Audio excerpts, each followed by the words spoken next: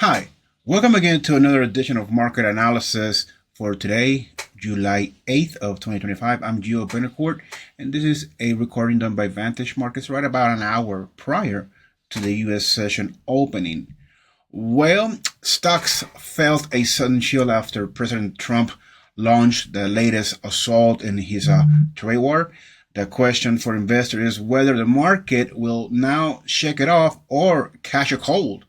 So we saw the White House sent letters to more than a dozen countries yesterday, threatening tariffs rates of between 25 to 40%. Now, all of these countries really are like Laos, Kazakhstan, Indonesia, Malaysia. So Japan and South Korea are the biggest one in there. So Japan got hit by a 25%, and Japan and North Korea and South Korea got hit by a 25% tariff. So let's see where all of this is gonna take obviously the markets. For right now, we saw how yesterday the markets opened the week gap down after having last week a strong rally to the upside, and that fluctuation continued to move lower, and it did bounce off our second level of support that we have placed yesterday. So that will be today our first level of support, and then our second level is going to be 22,700.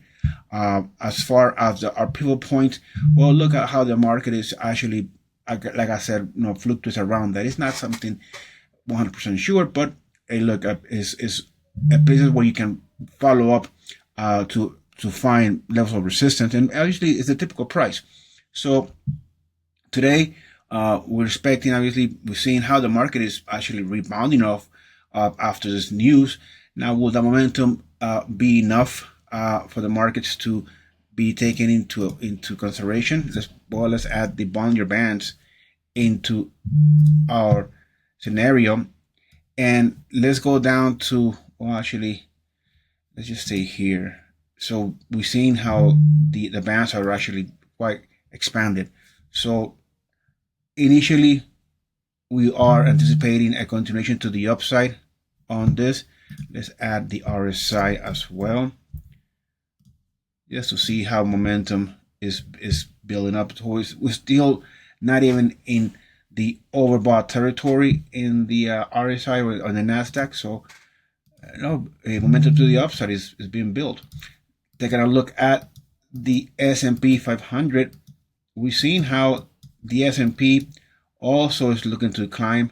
Yesterday actually broke both of our levels of support. So initially, let's use that swing low from yesterday as a first level of support, and let's look back and see where it will make sense. So this candle open and this candle swing low here kind of gives me a level of interest, so I'm gonna choose that for my second level of support.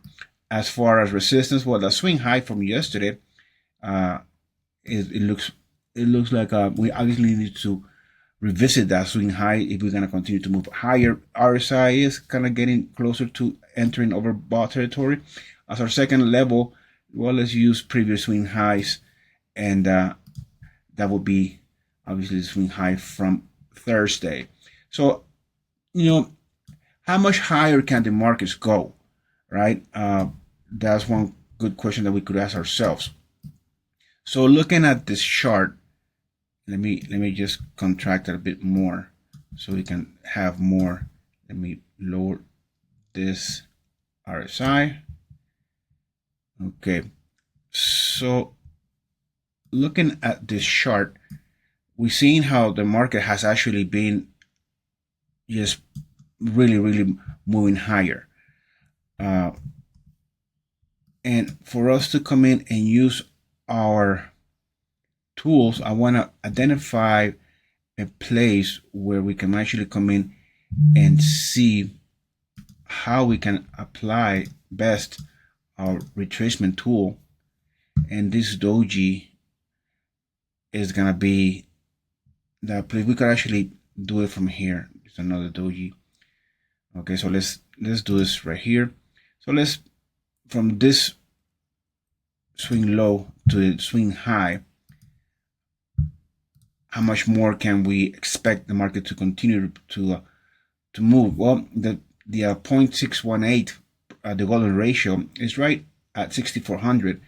So we can contemplate that as markets continue to move higher and sentiment continues to be on growth side, we most likely will be able to reach that 6,400. Now, by year end, we're in smack in the middle of the year. So by year's end, can we see the market trading at 6,600, 6,600? That I mean that's we're still far away from that. But our first a milestone will be this level 6,400, which is basically where the golden ratio sits at, right below it. But let's see. Obviously, that's for us to come in and analyze. But anyhow, momentum to the upside is on our side. So looking to buy the indices. Take a look at the Dow. Also the Dow. Excuse me. Sorry. So let's take a look at the Dow and identify again that swing low from yesterday and our second level. Let's 44,200, which is basically around this swing low. As far as resistance goes, well, we have that pivot point to be our first level. And so let's use that swing high from yesterday and leave that second one as is. 45,000. I'm going to speculate that's where the market could probably go. RSI again not getting close to entering overbought territory. Crude oil. Well, crude oil yesterday had a pretty wild run, if I might say. So strong fluctuation, right? It opened gap down strongly and it just rallied. It made another leg down, but it just rallied all the way to the 20-day moving average within the Bollinger Bands, and from there it retraced and it's still close above our first level of resistance. Now, today the market actually opened with a tiny gap up. It has been closed and then it just tanked. So as far as today's levels goes, I'm going to use 67 as our first level, and then let's see if we revisit that swing low from today. So there we have that swing low. And then as far as resistance, well, let's use the 20-day moving average. It seems where the market yesterday retraced from. And as far as our second level, let's use a smaller 68.5. So I'm gonna have. I'm speculating that the market today will actually use whole water. Now, in regards to crude oil, what the sentiment looks like, it seems that as from a rig count perspective in the United States, and crude oil follows the WTI contract, futures contract, which is what the U.S. produces, WTI, and their rig count is actually going down. So refineries have seen that demand still high. Obviously, we had a long weekend in the States, being 4th of July on Friday. So there was a lot of traveling, and that was a strong demand, obviously, for WTI, which is where how they get gasoline from. Okay, so you want to understand about Brent and WTI. So Brent is used more for industrial part, and then WTI is more for energy. So keep that in mind. Also, the rig count in the States going down, therefore less production of the crude oil, higher demand obviously is picking up. So we probably saw that spike. That's where they came from. So are we gonna continue to see a higher move? Well, obviously the Trump administration want to see crude oil being contained, low prices. So we could be seeing another attempt at another leg down. But then again, obviously, if demand continues to see it not being met by supply, then we could probably see another spike higher. But right now, with this momentum to the upside, we can come in and speculate that initially another leg higher could be in place. Then we see here Nat Gas. So Nat Gas yesterday also had a pretty wild swing, pretty wide. So let's use today's levels. Second level that yesterday swing low, and initially our first level of support 324. Pivot point is right smack in the middle of today's market fluctuation, and today's market fluctuation actually did penetrated both of our levels of resistance, but it didn't, just like yesterday, but it didn't break it. This candle didn't obviously close above it, so I'm gonna leave them in place and contemplating the idea that if we do have a continuation to the downside, we'll see a rebound to obviously going to meet that swing high that we've done just today and yesterday. Actually, creating those wicks are creating like a double top in a way. I know some people say, "Oh, double top is gonna be the body," but the wick also counts, right? For some reason, it went as high. Then gold. So we see gold how it is sustaining itself around the pivot point. So let's use that swing low from yesterday, and basically most of that is because the dollar index actually caught a bid yesterday. I'm gonna use actually 33.10. It caught a bid yesterday, so we saw a bit more of a retracement, obviously on gold and the metals. So let's use these levels, and I'm going to speculate that gold is going to stay around the pivot point like it's doing so. So more of a sideways trading, more of this choppiness. We have a range already, so basically within that range.